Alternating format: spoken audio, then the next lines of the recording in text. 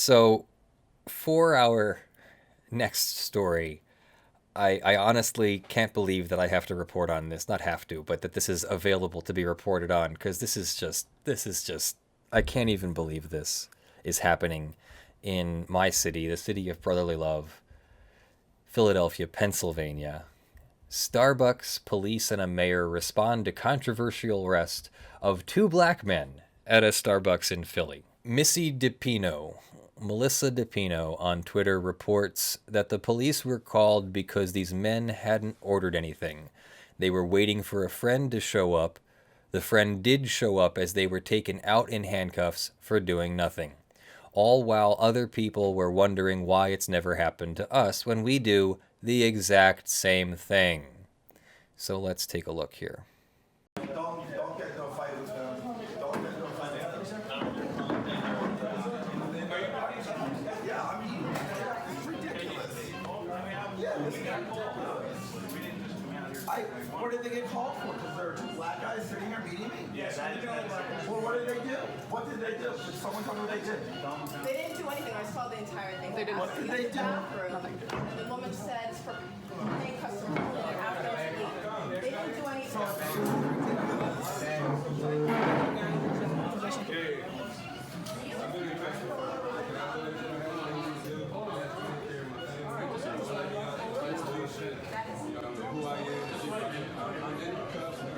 So the two black men are real estate brokers, and they were meeting a fellow real estate broker. Honestly, I don't even know how you would establish that someone's not a customer of Starbucks. Like, I go to New York City once in a while, for example, where there's often a Starbucks on every street corner, sometimes two or three. And sometimes the only public restroom in the area is the Starbucks bathroom. Now, I buy more than my fair share of Starbucks. I've got my stars, my reward programs, I get the alerts on my phone and everything. Am I violating somebody's law and am I trespassing if I walk into a Starbucks and use the bathroom without buying a drink that one time?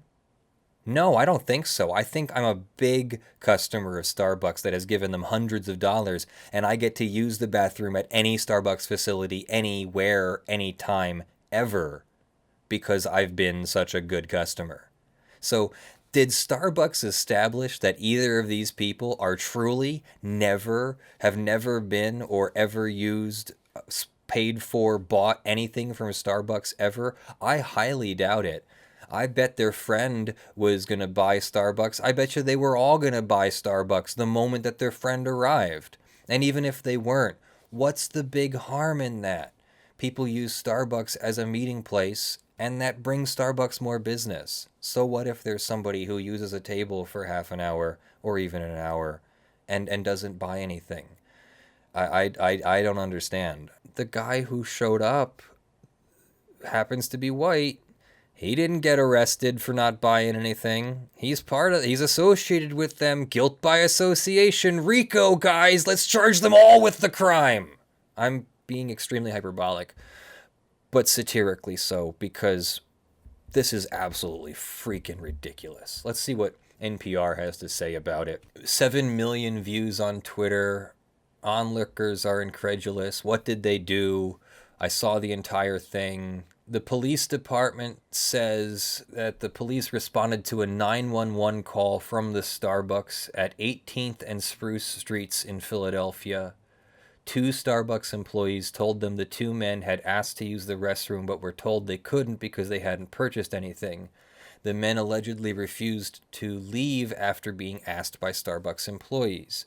Now, this is true. This part is correct in the law. If, technically speaking, if you go someplace that belongs to someone else and the owner or person in authority asks you to leave, even if the other person wants you there, even if the spouse wants you there, but the wife asks you to leave or the husband asks you to leave or whatever, you have to leave or you are guilty of trespassing and can be arrested, and you start to see the force spectrum from the previous story where you get escalated up the force spectrum until they can use the amount of violence they need to get you. So the Police are claiming that they're only doing what the Starbucks employees told them to do. The report here from NPR says the two men refused to leave after being asked 3 times by police officers. So officers arrested the men. Their attorney told the Philadelphia Inquirer that she received word that the two were being released at 12:30 a.m. Friday, 8 hours after the initial 911 call. She confirmed that the officers released the men from custody after they confirmed Starbucks was not going to prosecute them. Ross is the Philadelphia police commissioner. He says the officers did nothing wrong, that they did what they were supposed to do. They were professional in their dealings with these gentlemen, and they got the opposite back. I will say that as an African-American man, this is Police Commissioner Ross, I am very aware of implicit bias. We are committed to fair and unbiased policing, and anything less will not be tolerated. So he's saying that they did their job in the sense that they were called to remove someone from the premises, and they removed someone from the premises. Yeah, that's law. That's a lawful thing to do. They're allowed to do that. This isn't the police escalating. This is the Starbucks escalating. I don't understand how in the world they thought this was an okay thing to do. Wow. So Starbucks issued a statement. Starbucks says, we apologize to the two individuals and our customers and are disappointed this led to an arrest. We take these matters seriously and clearly have more work to do when it comes to how we handle incidents in our stores. We are reviewing our policies and will continue to engage with the community and the police department to try to ensure these types of situations never happen in any of our stores. The mayor issued a statement. Commissioner Ross and his team have promised a review of their policies moving forward with regards to response to complaints like this. I believe a thorough review is fully warranted given the unfortunate outcome of this event, particularly at a time when our criminal justice reform efforts are focused on avoiding needless incarcerations. So what do you think of that? That is absolutely unbelievable.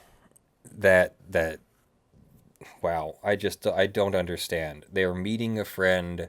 They felt like they were being racially prosecuted for wanting to use the bathroom.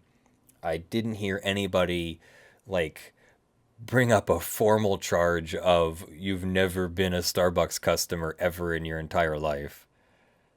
I really can't believe that Starbucks policy is you can't use the restroom unless you buy a drink that time. Like, every time you use the restroom in a Starbucks, you gotta buy a drink. I've never heard of this before.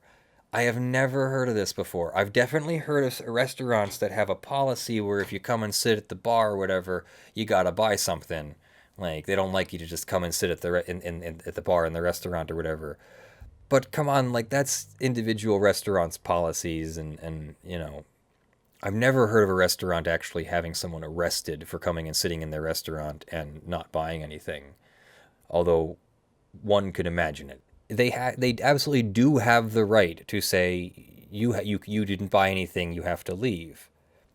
But if they started doing that, they'd either be very unpopular or it would be for some reason, like we want homeless people to leave, or we want black people to leave, or we want people with weird hair to leave or something. And it would become apparent that it was for a particular reason, not because you actually don't want people in your restaurant who aren't ordering things.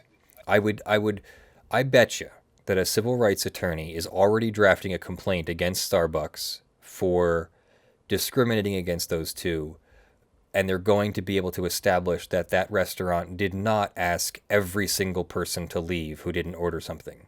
I'm going to guess that it was not their policy to ask every single person to leave who didn't order something. But we'll see. Maybe it was. If they uniformly apply that policy to absolutely everyone, white people, rich people, poor people, everyone, if you don't buy at Starbucks, you gotta leave. Fine. They're allowed to do that. But I'm going to guess that this was not applied uniformly. My guess is just a guess.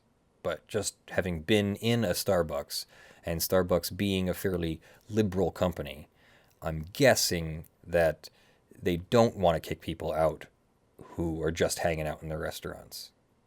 So they don't have that policy, and they don't apply that policy uniformly. And this was somebody in that particular restaurant got pissed off at these two were there and specifically asked the police to remove these two. But we'll find out. I'm sure it will come out. I mean, 9 times out of 10, somebody who needs to go to the bathroom will actually just like, oh, I could really go for a coffee right now or something. Like they'll buy something, surely, like most of the time. So it makes sense to let people just use the bathroom, like from a business standpoint. Yeah, even if they don't buy something this time. What if I don't have any money and I need to use the restroom? Oftentimes, again, the Starbucks restroom is the only restroom available in, like, only public restroom available in an area. Cities don't, it's really weird. Like, when you travel a highway, states put rest areas every 80 miles or so that you have a place to stop, stretch your legs, rest your eyes for a minute if you have to, go use the bathroom, splash some water in your face, even get a vending machine snack, or some of them even have showers and laundry facilities and everything. Massage chairs are great. I mean, this is really awesome, right? So let's say you're walking around Center City and you need to use the restroom. Don't you think it would be a good idea for the city to have like a restroom available for people to use that it maintains? Like, look how clean and wonderful our city is. You can safely walk around our city knowing that you'll be able to use a clean, sanitary restroom anytime that you need to take a load Please off. don't pee in the street. Or, Like, yeah, instead the cities leave it up to Starbucks or whatever. And then it's like people are coming in off the street asking a restaurant, can we use your restroom? No, we don't need to eat here. We just need to pee, and there's no public restroom. I really can't believe that this is how it works.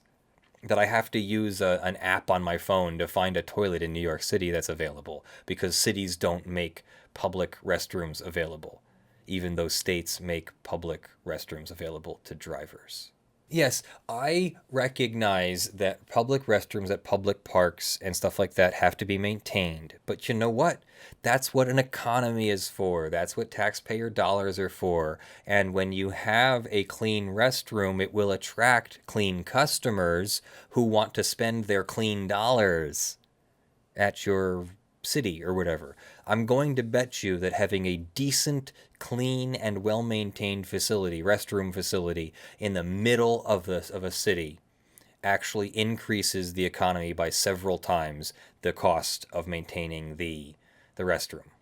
So even if it's $100,000 a year to maintain the restroom, I'm going to guess that the economy goes up by more than several $100,000, because people are confident that they can come to that area and be able to find a place to sit and poop if they have to. Thank you very much to our sponsors. Right now we have a $500 video sponsor, Kareem Harper, who is sponsoring a video about the Cambridge Analytica Facebook data privacy situation. We're working on a script for that. Give us about 2 more weeks on that and we'll be good. Our $50 plus supporters for April are DJ Gilcrease, John Steele, Gavin Barnard, The Godslain, Evie, Andy, Kyle Mudrock, John H. Anderson, Veramintane, Sean McNamara, William Gonzalez, Michael Pierce, and LVE. Thank you all very much for your support. And thank you to the 210 $5 plus supporters that are supporting. I'll have you scrolling on the screen when we do the video, as well as you're on the LED panel behind me, which I tried to be out of the way a little bit more this time, so hopefully that worked out for you. Thank you all the supporters, including the ones that are not listed. Your support is invaluable. It keeps this channel going. The YouTube money at this point is way less than it used to be, and it's all working out to be about the amount of money we need to keep this channel going.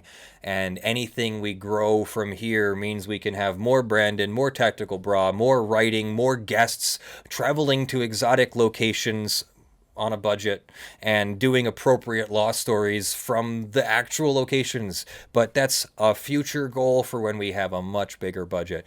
So thank you very much for all of that. Also, we're getting ready for the 100,000 subscribers celebration, and I have 1 or 2 announcements. I'm thinking of doing some social stuff there, like opening a Reddit thread and seeing if we can write some lyrics as upvotes in the, comments and upvotes.